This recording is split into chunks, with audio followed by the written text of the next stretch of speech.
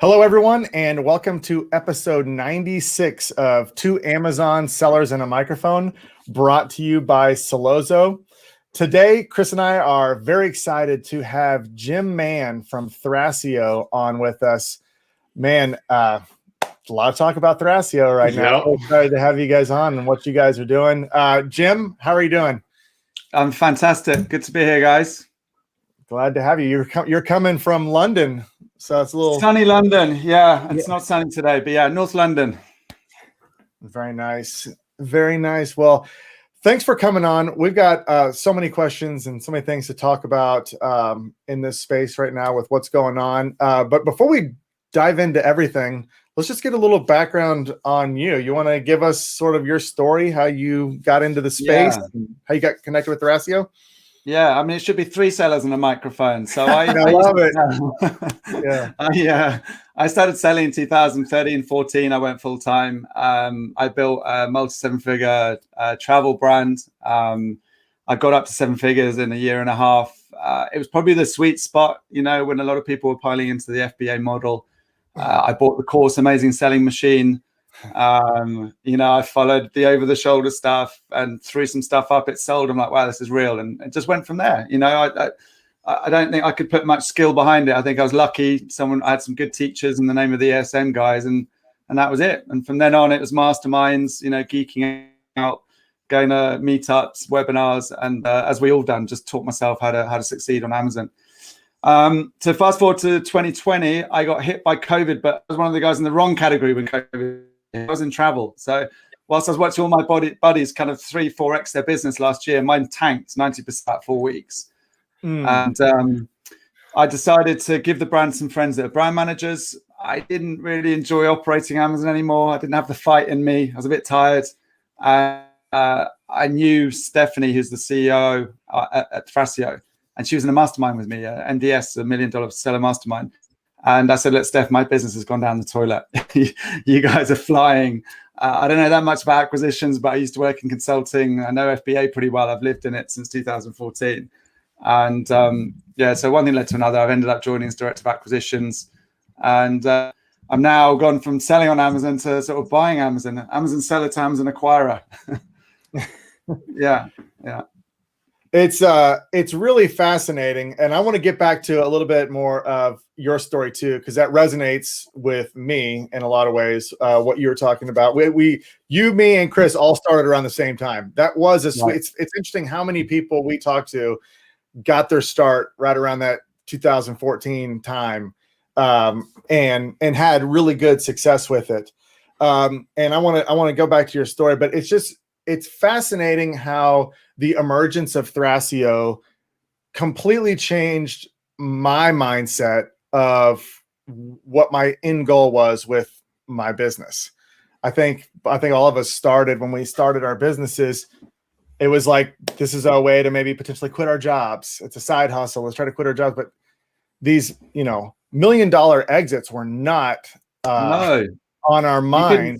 You couldn't sell it. And you couldn't raise money. Do you remember you couldn't raise money? You try to go to a bank and go, yeah, I've got this business. It's called Amazon FBA. I'm growing at 300% a year, and I need some money to feed this business. It's great. I'm doing like, $1 million, And the banks look at you like you're crazy. Like they're just like, how do we manage this risk? How do we lend you money? And then, Amazon lending, thankfully, kind of saw the opportunity, and that was crazy. I don't know if you guys ever took money from Amazon lending, but I had a widget pop up on my Seller Central. Click this button here, and we'll give you $300,000. And I phoned up my accountant. I'm like, "Is this for real? Like, let's press it. It's like a game." And I pressed the button, Seller Central. 20 years later, they wired me $300,000, and off we went to the races again. We can go. So it was just, there was no funding.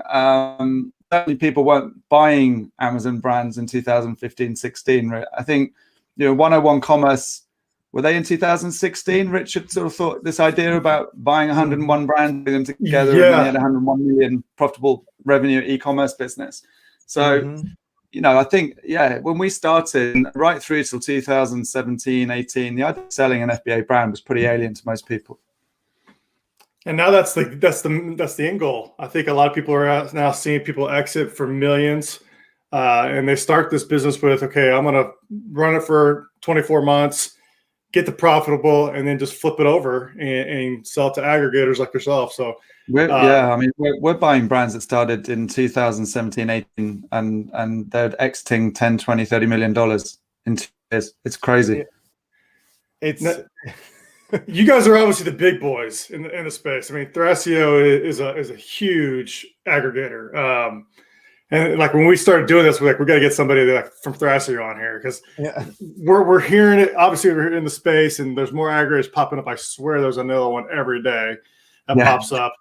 And I might be jumping ahead a little bit, but I'm curious what the end goal is, right? Like Thrasio is existing. Like I saw they raised more money. You guys raised more money in Japan recently.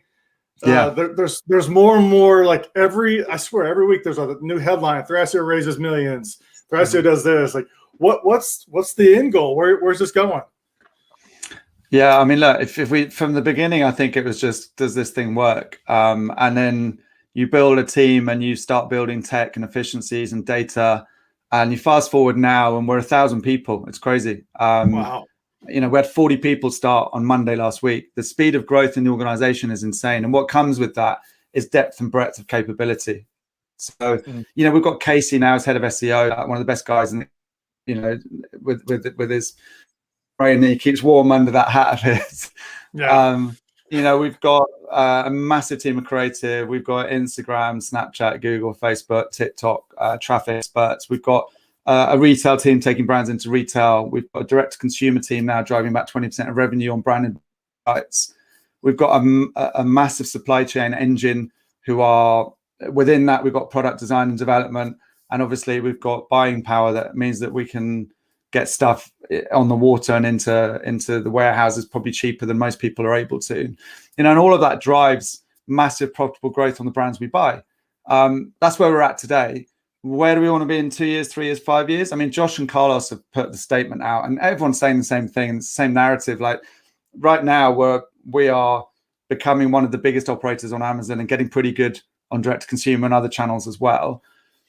If we keep on this trajectory, we could potentially become an engine that has the ability to launch a brand from zero and turn it into a global consumer brand quicker than some of the old Unilevers and Procter & Gambles do. But we know where we're at. We're not there yet. We're on a really good trajectory, and if we can, and that's where we're trying to get. You've got to have a vision, right? You got to know where you're headed. That's where we're headed. But we're 1,000 people at the moment. Those guys are, I don't know how many thousand work for P&G, and they're extended, like they're the companies within the group. But that's where we're headed. Yeah, it sounds like you surrounded yourself with a good team, people who understand the market, that understand Amazon. Amazon's different than selling on your own website. Like there's just some algorithms, there's listing changes. So it sounds like you've got yourself surrounded with a good team over there. Yeah, we've got an amazing team. And, when we have a suppression, we get it up on average within 36 hours, no matter what's happened. Wow. I think the average seller, when you get that notification and your heart drops, you're out of business for probably days, if not weeks. We very rarely go further than 36 hours because of we just know how to handle it.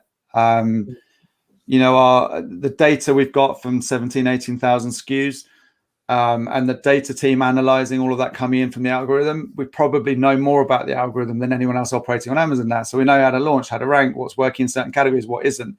And then that drives what we're willing to pay in which categories. And, we know now where we get best results and what profile we do well in. So we're getting better at buying all the time as well. And all of that stuff comes together and just, it's like, I hate the word flywheel, but, it is. There's a sort of critical mass that just we keep building on, which is great. It's you're talking about the growth of your team. I was on your website earlier, and the job openings page, it's just like you can scroll and scroll and scroll. It's like, holy cow.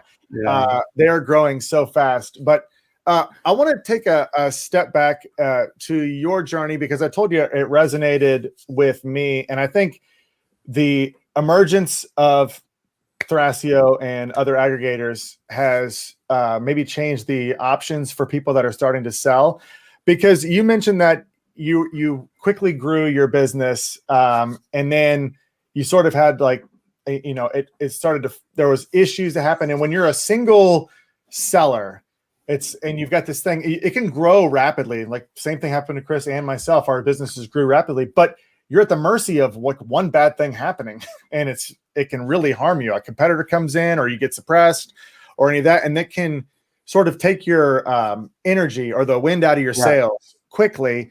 And also the ability, like as a one-person show, like I think what I like to do is I love the process of product research and launching products and all this stuff like that takes it. But once it gets to scale, and then you're talking about, okay, now I got to expand to Walmart and expand to other places and keep growing and growing where I need to grow my team. The opportunity to sell at that point is so attractive to me. And now I think that's the focus. So what do you recommend? Like, how does a seller prepare themselves better for that route now when they're starting their business?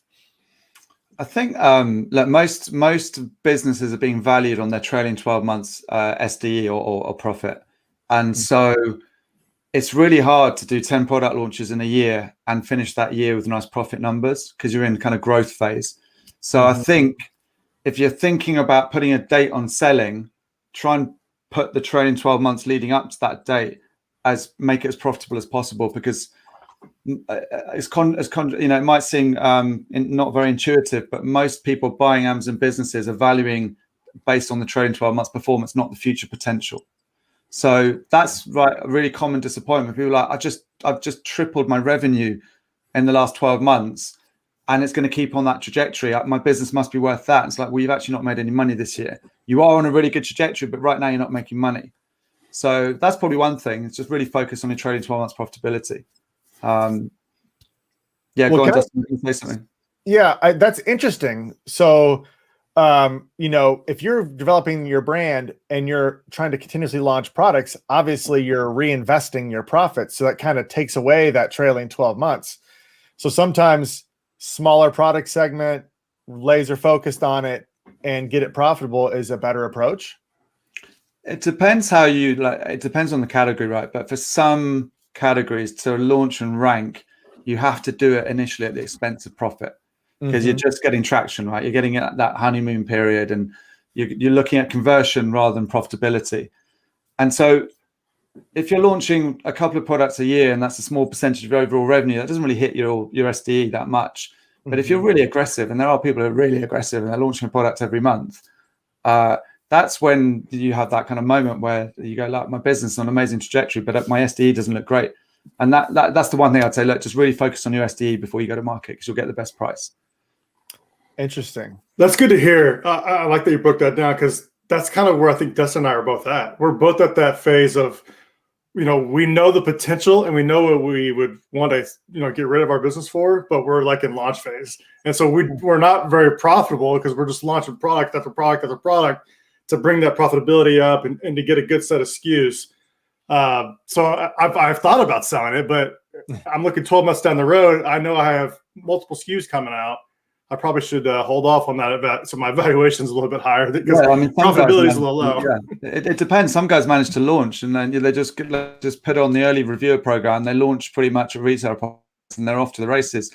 It's rare, but it happens. Some guys just get traction very easily. But I think for the majority of us out there, you have to just go the pricing early on to get that traction and show the algorithm that your product relevant, that keyword, and then you start upping the price, the other things you do to get that target price that gives you the profitability you need long term. Other than the trailing 12 months, what are some other really, really important factors that you guys are looking for when you're acquiring businesses? Certain categories. So the ones we don't like are, I'll take one step back. This is just my belief going forward, that Amazon's got two kinds of brands on it going forward. You've got the brands that are premium, differentiated, have a story, and you can build a brand off Amazon at some point in the future. And then you got commoditized, so what? Just give me that product at the best price. And the two types of selling. Now, the latter is getting dominated by the Chinese factories, but it's very hard to compete and it's very hard to differentiate. So it's just about a price and commodity. So for us, as Thrasio or anyone buying, we deliver profitable long-term growth as we.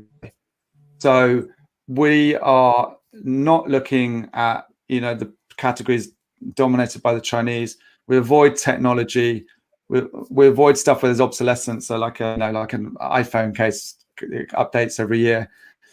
We don't like stuff that you put in your mouth, because we're finding that when we go into diligence and we get the product tested, it's not through any intent from the seller, but often what's in the bottle isn't what's on the ingredients list.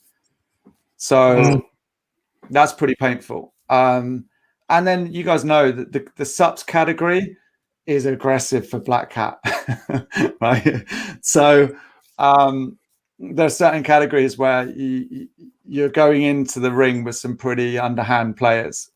So that applies in technology and applies in subs. So the other one we avoid is fashion. No one likes to admit that they've had too much turkey at Christmas and they've gone from a medium to a large, and then they return the product and give you a 1-star review. And so you have issues around return rates, and fashion's hard. And then and fashion by definition, goes out of fashion. So colors, or it's just a difficult category to manage from supply chain and inventory. So removing all of that, we're open to pretty much most other categories. Sports and outdoors are great. Pets, fantastic. Home and garden, fantastic. Getting great results in those categories. Yeah. How much does outside stuff outside of Amazon impact the sale? Like if someone has a huge Facebook group for their brand, or a big following on YouTube, or any of that, obviously I think that helps grow their brand, like you're talking about. That's a value add. How important is that kind of stuff when you guys are looking at businesses? It depends. If our strategy is to build the brand D2C, that stuff's really helpful. But here's something really interesting. I don't know if you've seen, we bought a brand called Angry Orange, and it's like have you seen it? It's a spray that when the dog pees on the carpet, and it kind of has natural oils and gets rid of the smell of pee. We did a collaboration with Snoop Dogg last year. You can Google it. It's a terrible advert. You wonder why Snoop is doing this stuff. Like, did he not earn enough money, or what's he been doing? But anyway, so there's an advert with Snoop, and the brand is orange. He's in an orange tracksuit, and he's there with his chain on, and he's spraying, and that drove massive direct consumer sales on the website, but it had a massive impact on Amazon as well. So. Even if you drive a massive D2C brand, people want to go back to Amazon and buy, because they want their Prime delivery.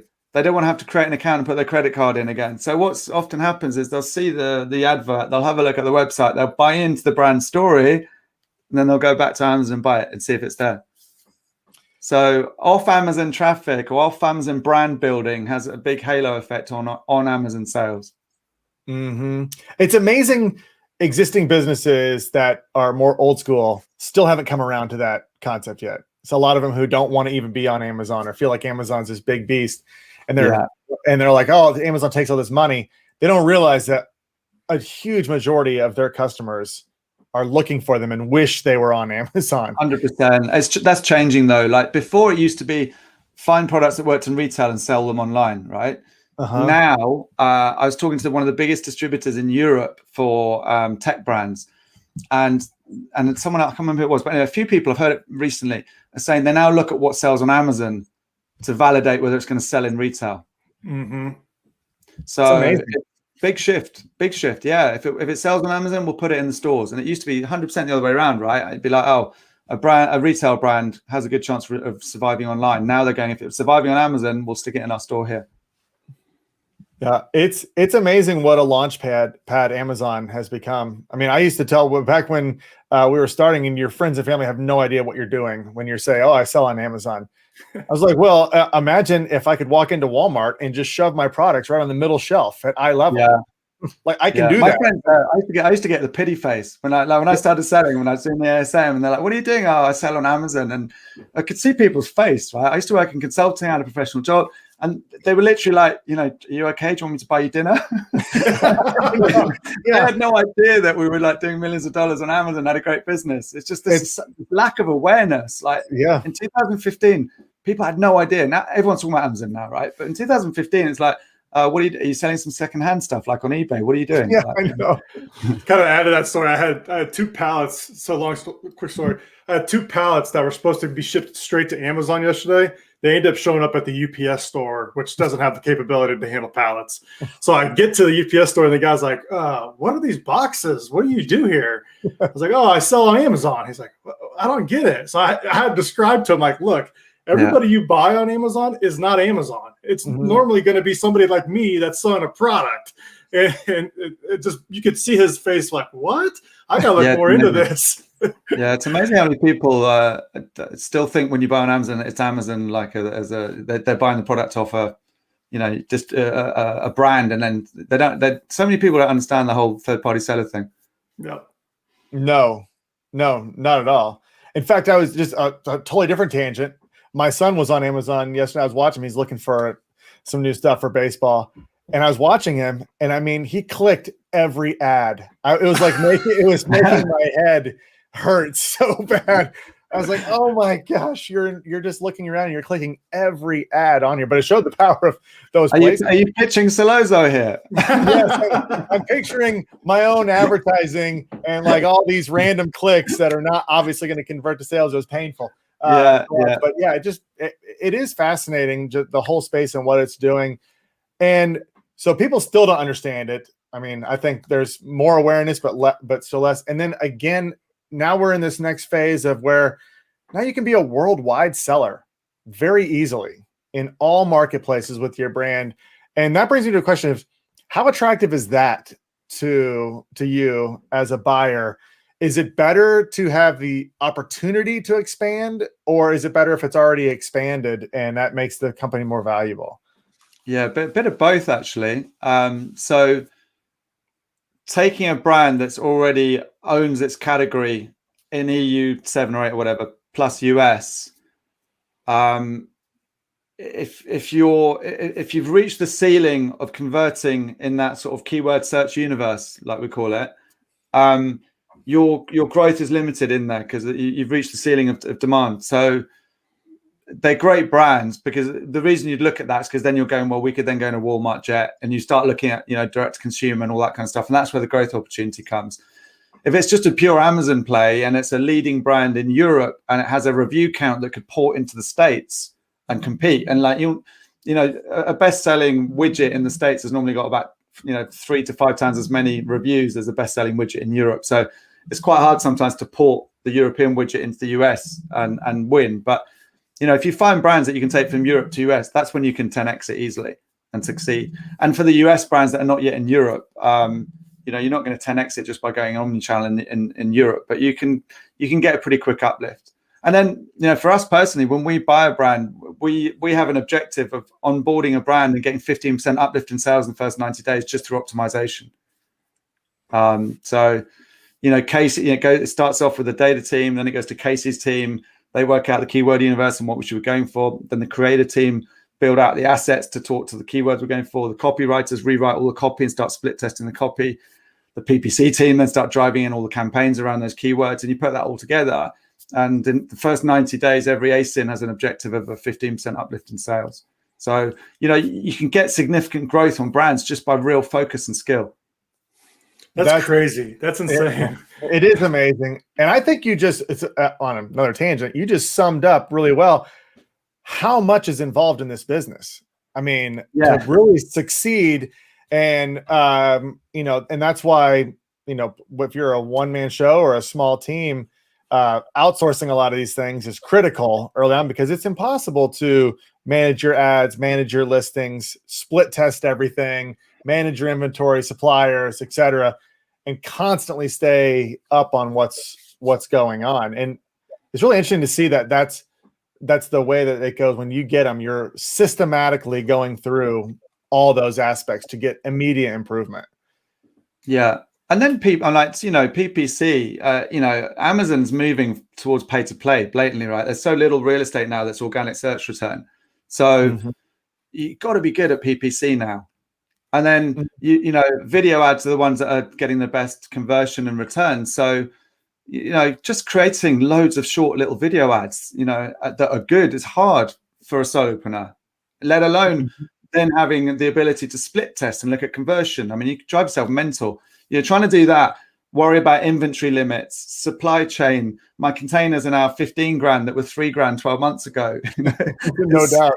It's a lot. It's a lot. And so I think that a lot of sellers are faced with either building a really solid team, which for a lot of people is not what they wanted to do. They went in this to enjoy a nice laptop lifestyle, or they don't think, you know, I mean, I fit in that category. I don't think I wanted to have a you know, build a massive team. I like the idea of building a brand and the numbers, but I didn't really like the consequence of that. I enjoyed my independent life.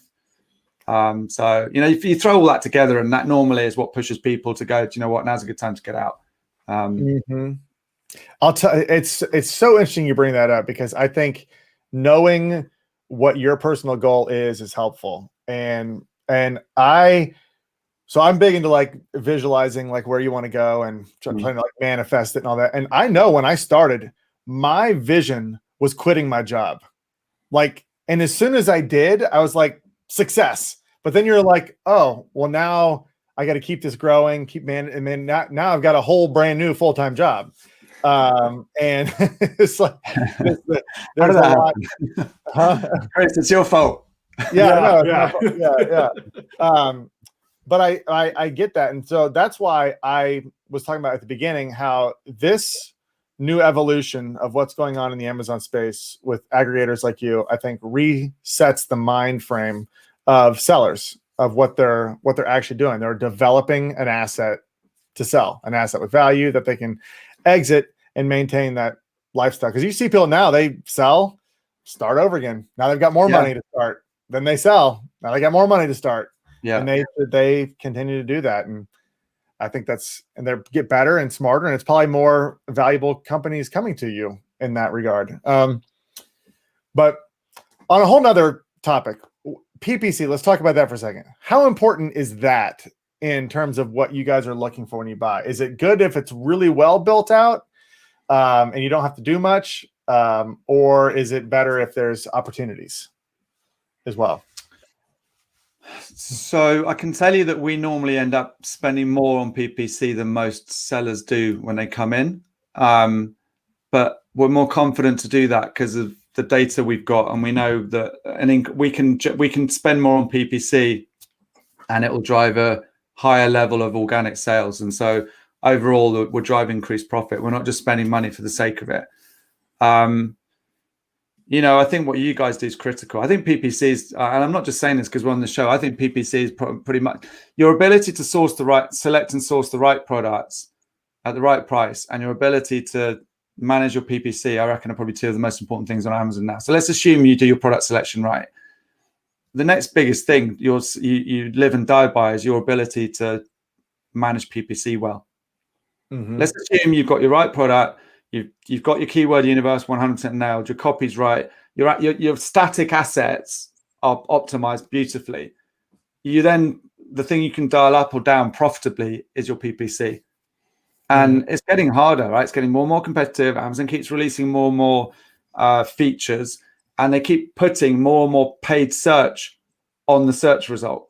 So it doesn't matter if you rank number one anymore. There's only about 3 slots that are not paid, right, on that search result. And it's like Google. It's all moving towards pay to play. So I think PPC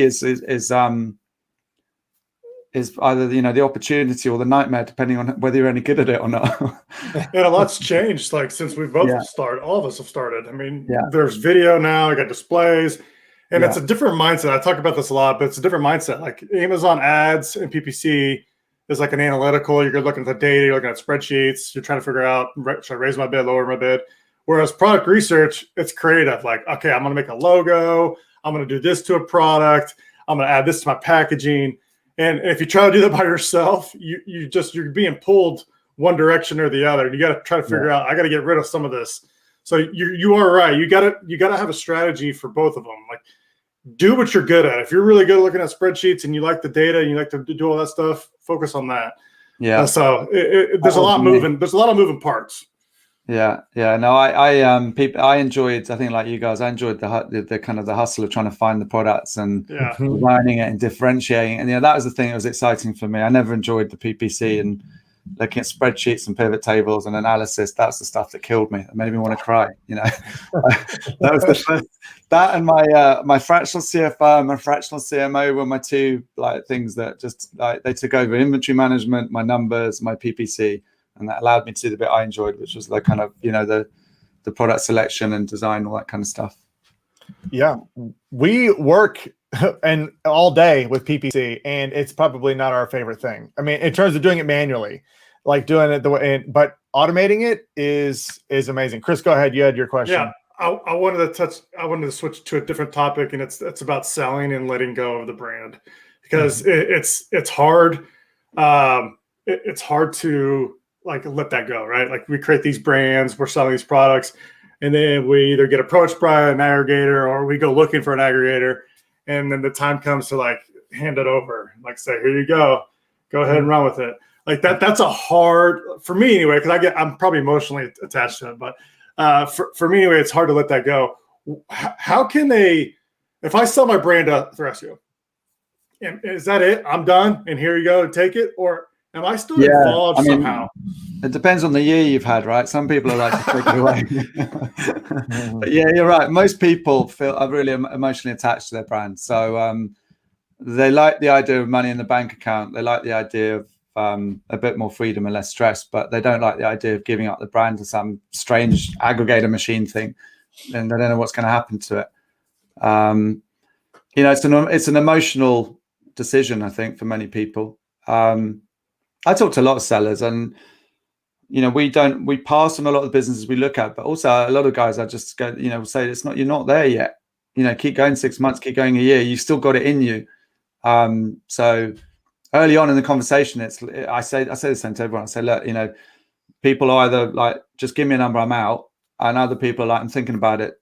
Tell me what the process is like and what kind of valuations are we seeing, and what does this look like? What could I expect? And as much as I can, I'll share any advice I can, and then we'll reconnect in 6 months, a year, 2 years, whenever it is, whenever the time's right for them.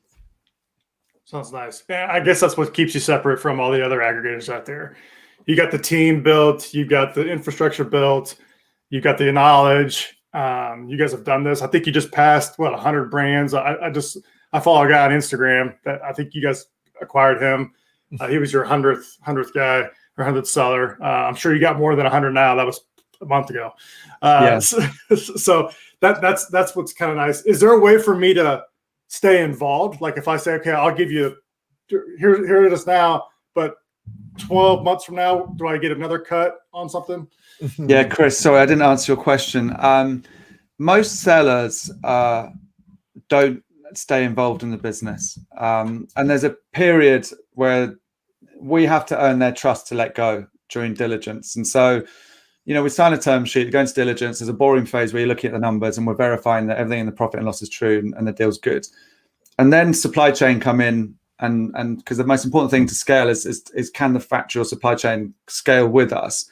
The brand management team have a team meeting, and then the traffic team and the marketing team have a meeting. And during that process, the seller starts to go, holy shit, this is like a massive team. And they relax. They start to realize the brand's in good hands and it's going to get scaled. Sellers beyond a few weeks of the deal are spectators, happy spectators. They've got full access to Seller Central. They can see what's going on. There's a 2-year earn-out period where we give 50% of the uplift in profit we create back to them for 2 years after we buy. And so for them to feel comfortable with that, they have to first of all trust that we can do as good a job as them, if not better. And they want to be able to look in on the numbers and make sure everything's fine. So they have full access. Nice. Sometimes there's a guy called Ben, actually. He's a UK guy who sold us a brand. And we had him on the podcast. Yeah. Oh, you know Ben? Right. So, Ben, he's great. So Ben stayed on and did some consulting work. And, the products he chucked into the pipeline, we launched and ranked, and he got profit from those for the first 2 years after the sale. So, sometimes there's a consulting agreement. we've had some sellers stay on. Our head of product design now is an ex-seller. There were two partners who were amazing at Kickstarter, and just complete product design geeks, and they're now head of design at Thrasio. Crazy. Yeah. So, we've had a few guys that we've bought that have come in different roles. And then if supply chain is really complex, so, I've got one we're working on at the moment where we're transitioning from them making their own stuff to us moving it to a third party so they can exit the business, because otherwise they're stuck there as a factory for themselves. and so they're hanging out for, we reckon, 6 to 9 months to transition, like as a consultant, their own warehouse and team into ours, a third party structure. But that's rare. 9 out of 10 times the sellers kind of just check out a few weeks after the deal. One other thing that I want to talk about is a lot of these businesses that you're acquiring, they're run by one person, small group, whatever, that, like Chris and myself. How important is the full structure of their business? Like their corporations intact, their books are really well done. Trademark. You've got years of good accounting, everything. Because I'm sure you've seen it all, and I'm sure when you're dealing with individual sellers, sometimes you may have wonky accounting or missing stuff. How important is that to be really cohesive and solid when you're looking to acquire them? It's nice, but if someone comes to us with a really good P&L, it's great, because we can very quickly look at it and get an idea if it's something that it's a good fit for us. A lot of sellers, a lot of bookkeepers can't work out how the hell to make sense of transaction and business reports out of Amazon. And so a lot of people are filing their returns every year. They're completely out, right? Because their bookkeeper doesn't know how to make sense of the data. So before we make an offer, we completely rebuild the P&L for the last 3 years at SKU level. And that allows us to see every SKU, how it's performed, every what's the ad spend on that SKU, or that looks a bit weird there, why did that go up, why did that go down? And there's always a story around the numbers, and we do that partly because we want to understand the historical bit, and also where's the opportunity in the future. So short answer is, if someone comes to us with no books whatsoever, it's not ideal, but it's fine, because if we think we like the business, we're going to rebuild it for them from scratch anyway before we put an offer in. That's interesting. I think that's probably comforting to a lot of people out there that have done a really good job building their business. But, a lot of people, that's not their forte, is really keeping everything super tight. And it's like you mentioned, it's tricky. I remember the first time I filed taxes on my business, and I'm like, I get this monster number on the form from Amazon. Like, there's like all revenue numbers. I'm like, well, that is not even close to what I made. There's a whole lot of expenses involved in this. And breaking it all down is tricky. So yeah, it's tough, and it's hard. And the way Amazon spits, you must get this with the API as well. I'd imagine that making sense of the data through the API is not much fun for you guys. But in general, the condition of the data, if you're not used to building P&Ls from the transaction reports, it's not that easy to do, or it's easy to make mistakes. And we get P&Ls in from PwC, big accountancy firms, that they don't get it right. And it's not because they're not skilled at building up P&Ls, because this is a tiny business for a big accountancy firm. They're just not skilled in making sense of the data that comes up in those transaction reports. And there's one myth, by the way. I'm going to have a bit of a rant here, but I heard a guy yesterday on a podcast saying that be careful with aggregators, because they'll build P&L and they'll lie to you, right? And they'll manipulate the numbers to make you look like you're doing really badly. Like, I don't think any aggregator would do that.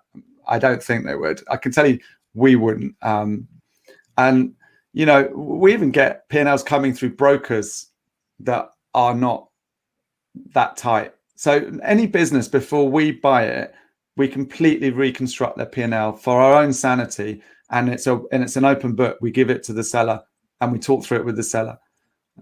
So yeah, long story short, it doesn't matter if your numbers are not great. We'll rebuild it for you anyway.